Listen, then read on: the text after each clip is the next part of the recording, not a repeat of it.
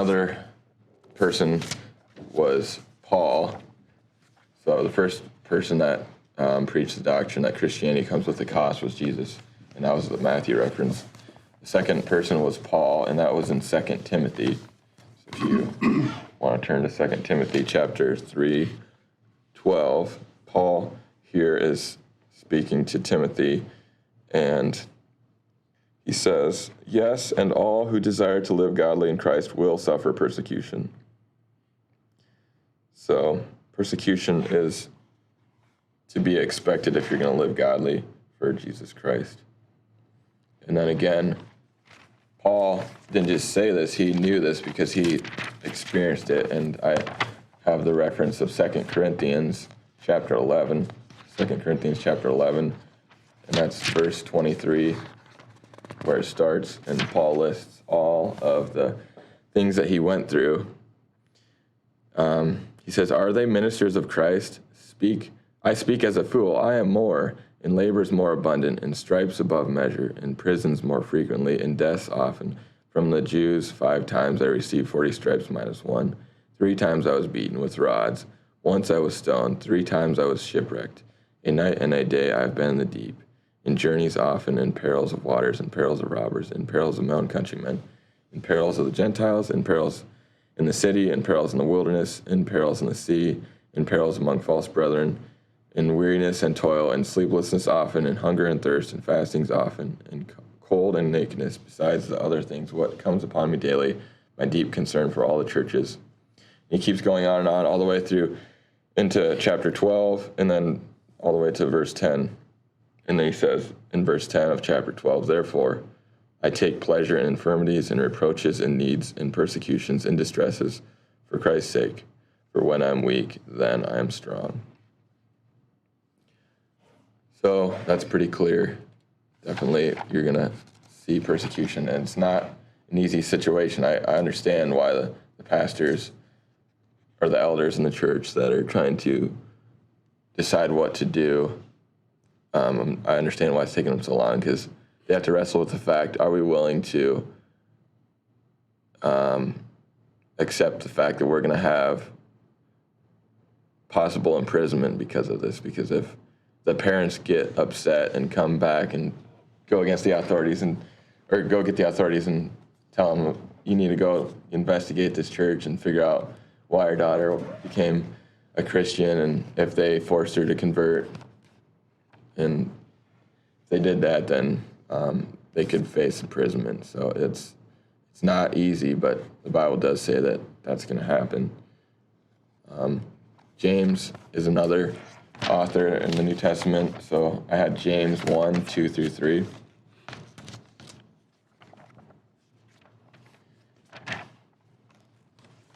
James 1:2-3. He says, "My brethren, count it all joy when you fall into various trials, knowing that the testing of your faith produces patience. But let patience have its perfect work, that you may be perfect and complete, lacking nothing."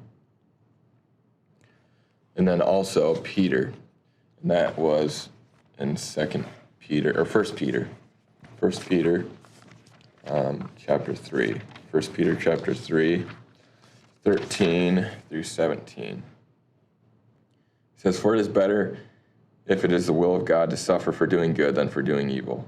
For Christ also suffered once for sins, the just for the unjust, that he might bring us to God, being put to death in the flesh, but made alive by the Spirit, by whom also he went and preached to the spirits in prison."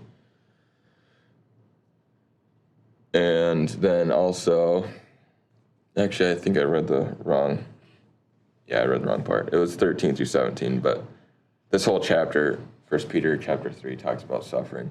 So 13-17 in chapter 3, he talks about suffering. And then also in 1 Peter chapter 4, 12-19, he talks about suffering for Christ again. And it says in verse 19, "Therefore let those who suffer according to the will of God commit their souls to him in doing good as to a faithful Creator." So we know who who is in control and who's sovereign over our lives. So we just have to trust that he will work his will in us no matter what the cost is. And then also when it comes to like what to do with the family situation, because it's going to cause division in the family, we do know that Jesus warned of that happening in Matthew 10 when he said that Matthew chapter 10, verses 34 through 39.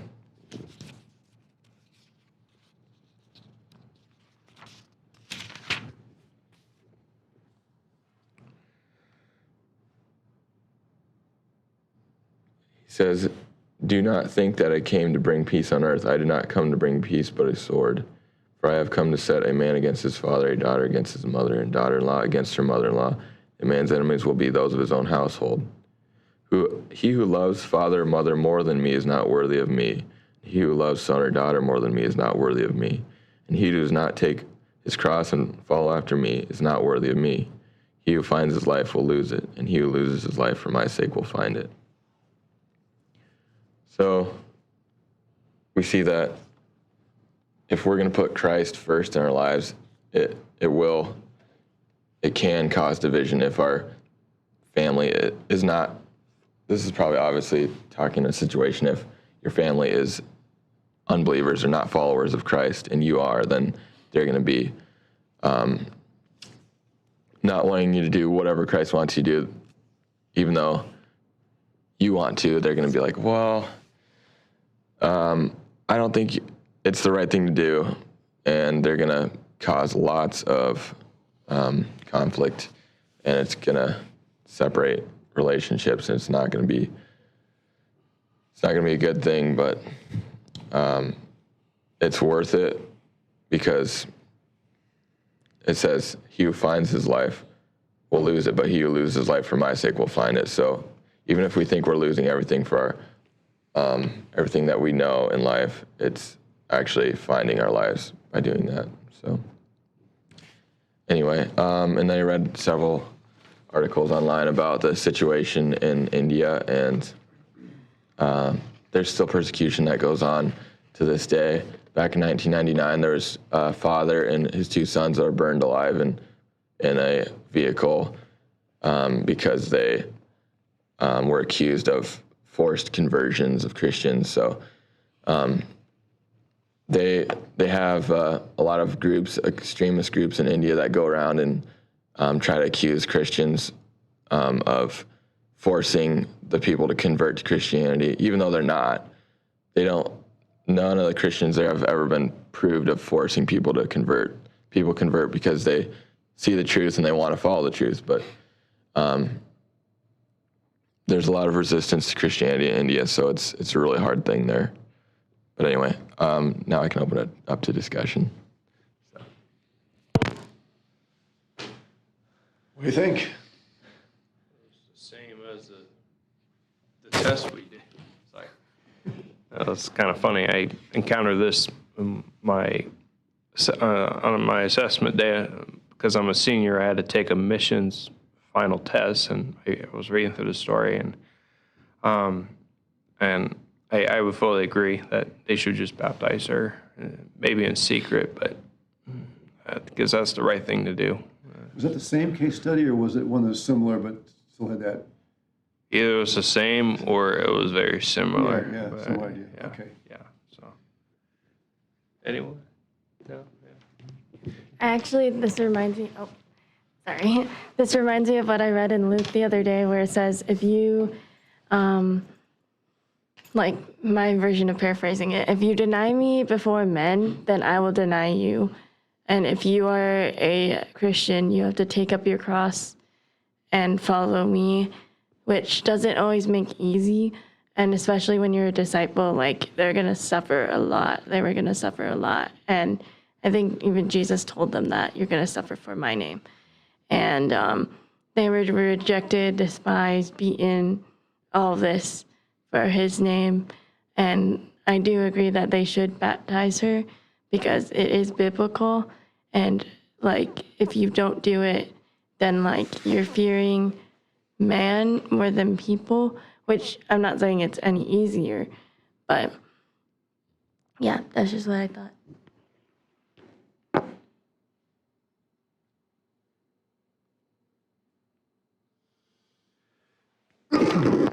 Here's a question for you. Would you guys be okay with her being baptized in secret, just among the believers there, without making it a public affair? Yes.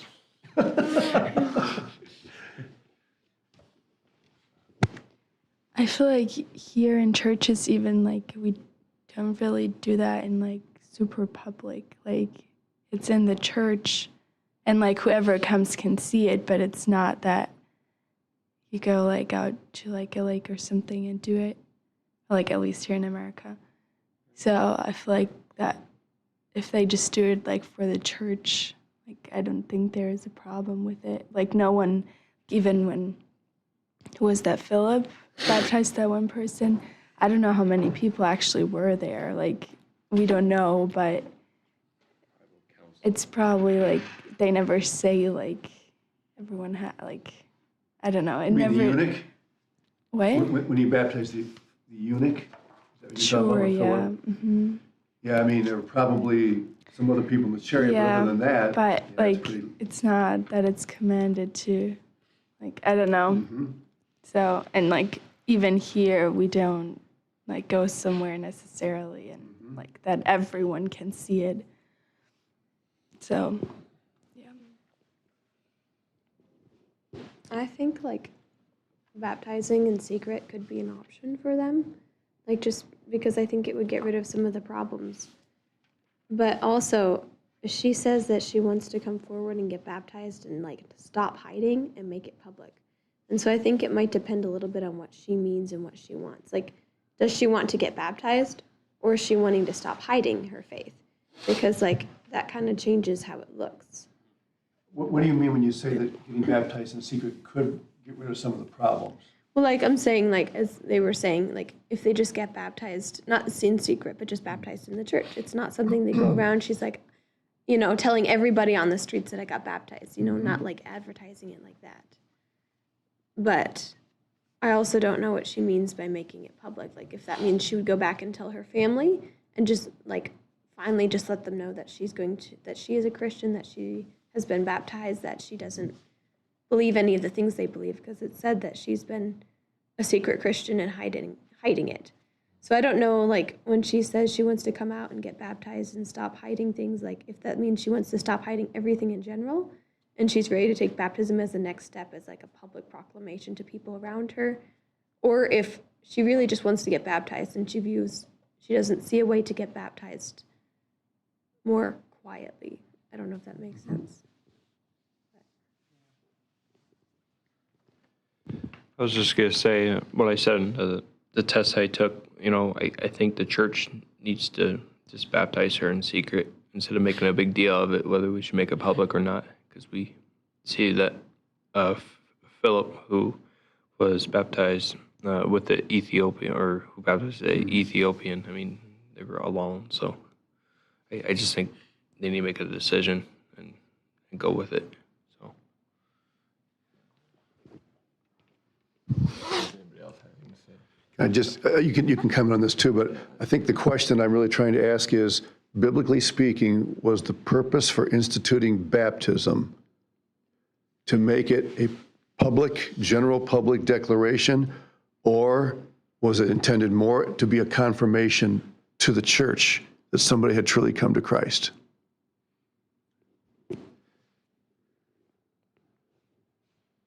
You want to say something? Okay.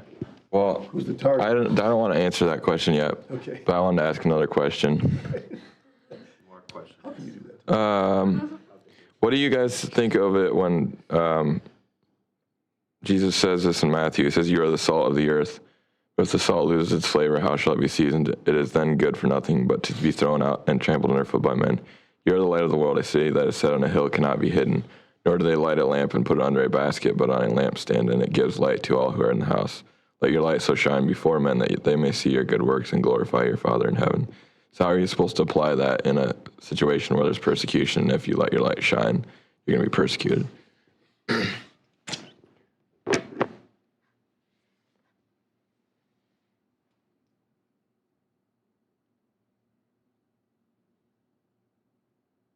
You just do it anyway, even if you get persecuted. Like, because she's going to eventually have to say something to her family because they're going to want her to do whatever Hindus do. And she'll be like, I'm not doing that anymore because I'm a Christian. I'm going to pull a Star Wars quote. Do it. Chapter and verse. Do it. Yeah. Abraham, you make a very valid point. I mean, as much as we don't want to be persecuted, but I mean, we are called to proclaim the gospel to others. I mean, do you have something to say? I heard that very. Okay. Of all the commandments that Jesus could have given his disciples in the Great Commission, the only one he specifies is baptism. He says teaching them to observe all things, but that's very general. So why is it that baptism is specified? Why does it stand out as unique in relation to the other commandments that are given to believers?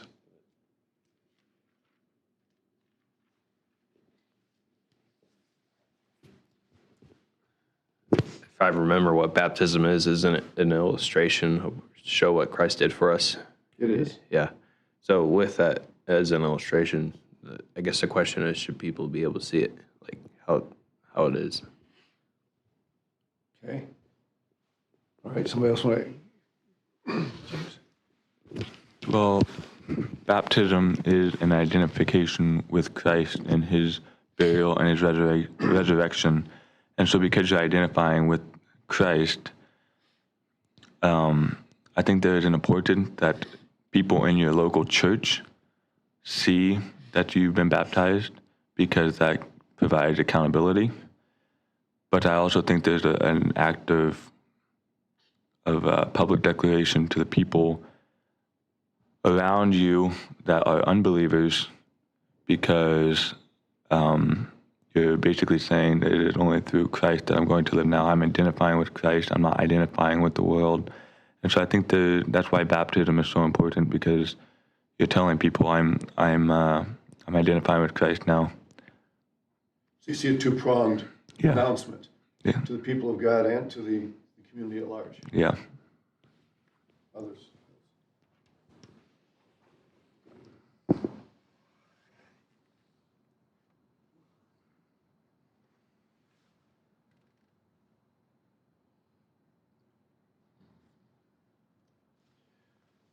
So if you baptize in private, you're leaving off one of the prongs, the community at large. And my question is, are you on biblical grounds doing that? Or are you omitting, neglecting something that is intended in the ordinance of baptism to be a statement to the larger community? When you say like leaving off the prong, you just mean like people outside the church? Yeah, the two prongs are, it's a testimony to those in the church that you are now identifying with them. But he says it's also a testimony to the community at large that you are identifying with the church. And so my question is, are both of those prongs biblical imperatives? How does it? This is kind of a question, but like, I think it is a testimony to like both the church and people outside. But like, how does that play out? Like, when you say it's a testimony to people outside of the church, what does that mean? That in order to fulfill that testimony, you have to invite people to watch you get baptized, or just that you proclaim that you're baptized after? Because like, even in our churches here, you may invite your friends, but they're usually Christians, and it's really only the body of believers. The outside community has no idea you just got baptized. And it's not like if people don't ask you that you hide it, but like I'm saying, like people normally don't hide it, but they also don't know.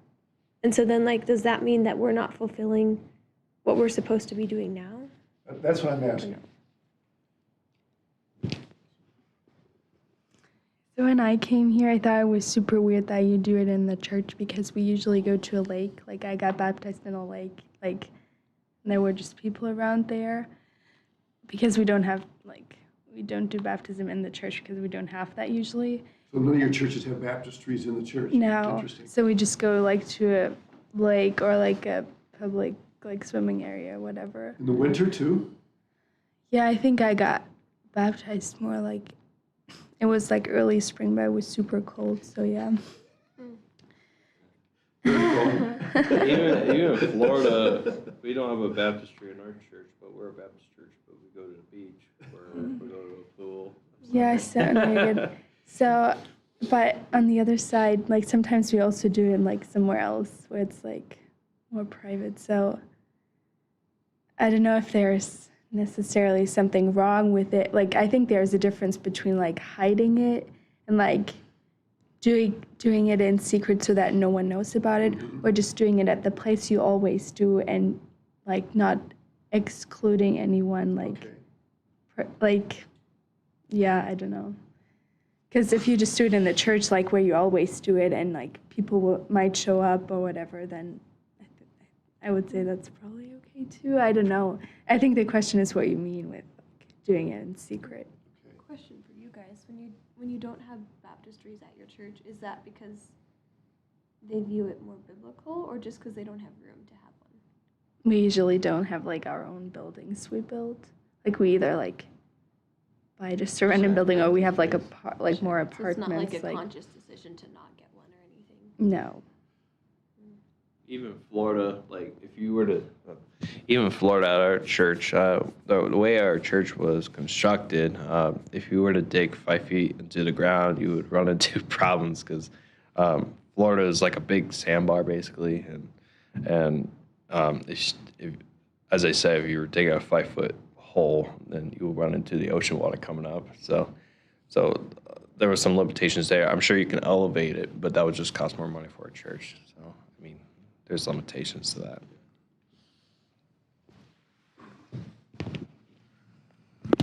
Sorry. I would say because baptism is an identification with Christ, there is a part of it where you are making a proclamation to the community, but I don't think it always practically plays out in a baptism setting. So although you may be baptized at a church and unfortunately no unbelievers come to the baptism, I still think because of that identification with Christ, the way you live and the way you talk to people outside of the church should display that you have been baptized, that you have identified with Christ. And so, no, it doesn't practically play out where I can invite the entire community to come because, quite honestly, they're probably not going to come. And, I mean, yeah, so I think there's an element to it where because of your identification with Christ, you are now going to boldly proclaim to the people in the community, I am baptized with Christ. I identify with the body of believers. So I don't think you can really make this ideal setting where you have 50% believers and 50% unbelievers show up to your baptism. It's not practical.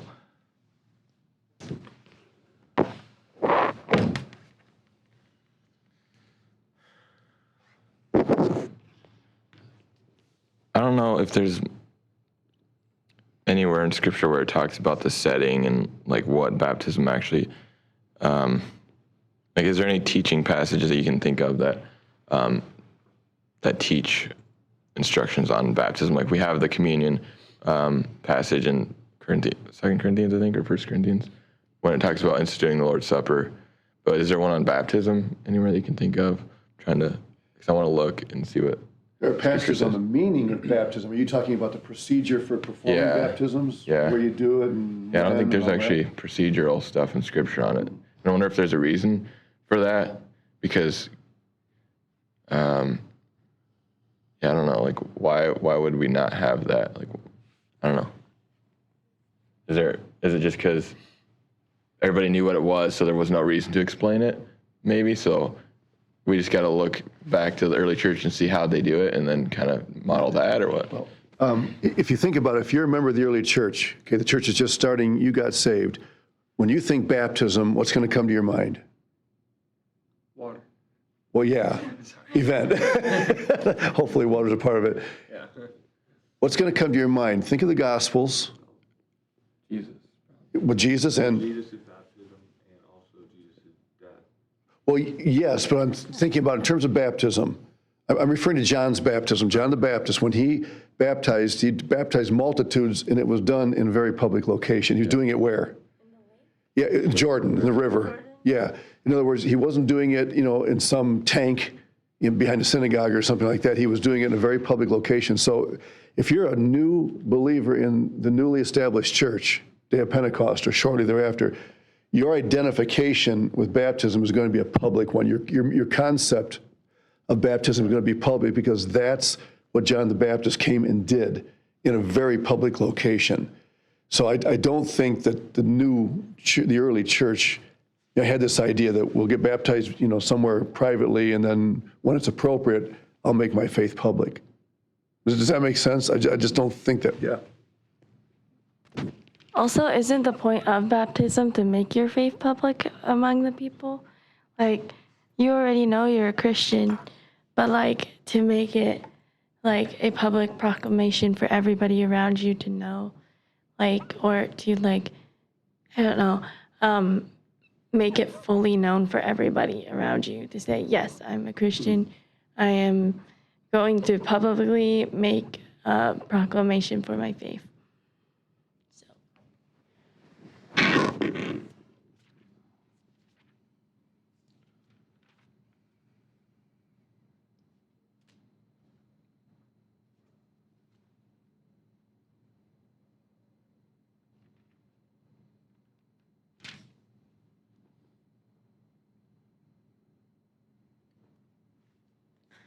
I don't know. Yeah. Anybody else have any thoughts? In Acts, when people are saved after Paul's synagogue ministry, does the text actually mention that they were baptized as well? Is baptism mentioned in those contexts? No. I noticed that when it says many of them believe there, and that doesn't say anything about baptism in certain areas. So is that because they hadn't been, or because it was an assumption by now at this point? I don't know. Well, in Acts 2, on the day of Pentecost, you have Peter's message, and he makes the command to repent and be baptized. Yeah. And so you can see at the beginning of Acts that there is a command to be baptized. Mm-hmm. So I would probably assume that it's an assumption by the end of it. The book I of think Acts. you're right. Okay. Those who gladly received his word were baptized, and that day they were added to the church. I mean, those are important elements early on. So I don't think Luke feels constrained to mention baptism every time somebody comes to Christ. House of Cornelius, chapter 10, when the Gentiles come into the church, can any man forbid water that these should not be baptized who have received the Holy Spirit like we have? That, so you could argue, some might argue that baptism seems to be more of a testimony to believing Jews who are there, that these Gentiles are on equal footing with us, okay? And we don't know where that baptism took place, probably not in Cornelius' house, although some of those nice houses had looking pools and things like that. I don't know how deep they were. Right?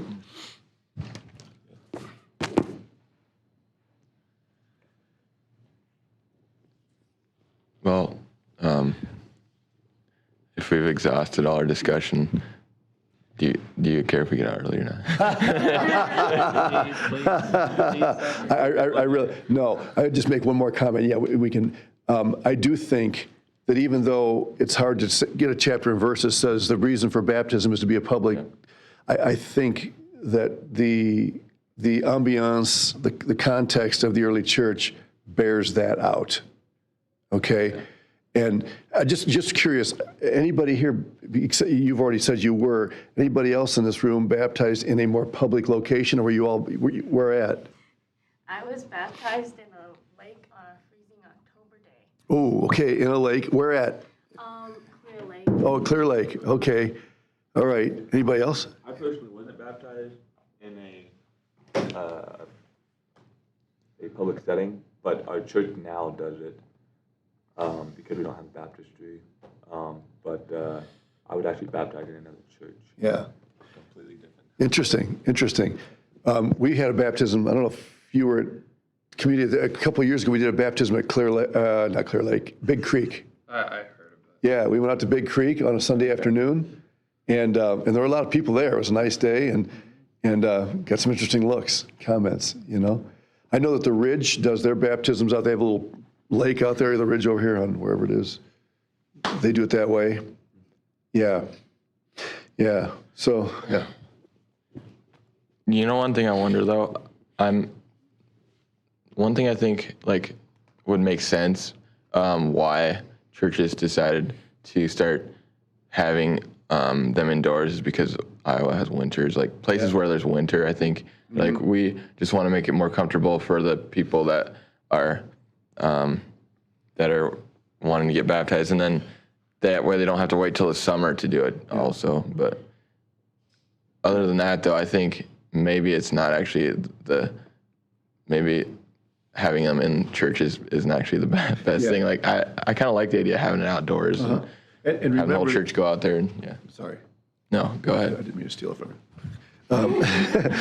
Remember that even Jerusalem and that part of the world where the early church started had the snow flies there too, not as much, but they get cold weather too. And there were no baptistries in churches at that stage. Hey, just one other quick thing, I will let you go. There's a sub issue here that's not related to baptism specifically, but the issue of forced conversions. And today, I know a guy in South India, in Bangalore, who was accused of forcing conversions. And this was a big deal because that could mean the difference between being imprisoned and not.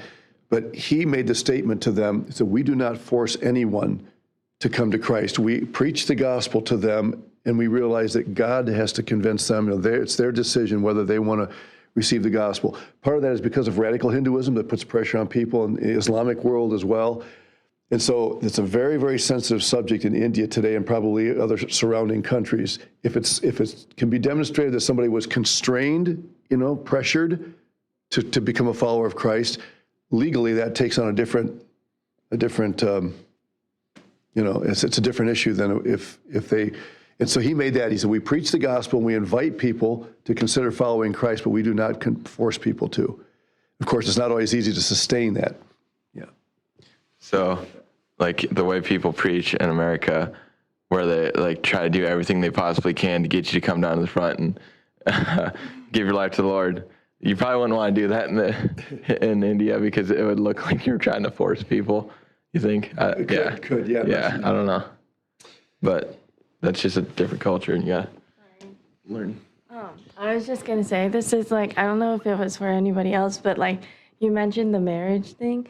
I was like, this is kind of like the other case study where we had to talk about like her being saved or something, and like this other dude who was saying that he was gonna convert to Christianity, but just for marriage. I don't know if that made anyone else think of it. Good point. All right, so all in favor of baptizing her?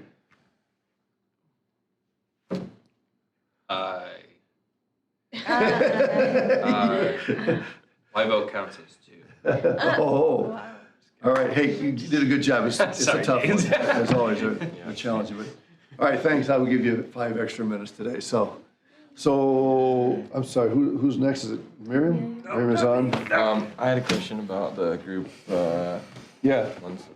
When we do them together, are we supposed to collaborate with it, like studying something together or anything, or just each study it on our own and we just talk to each other about which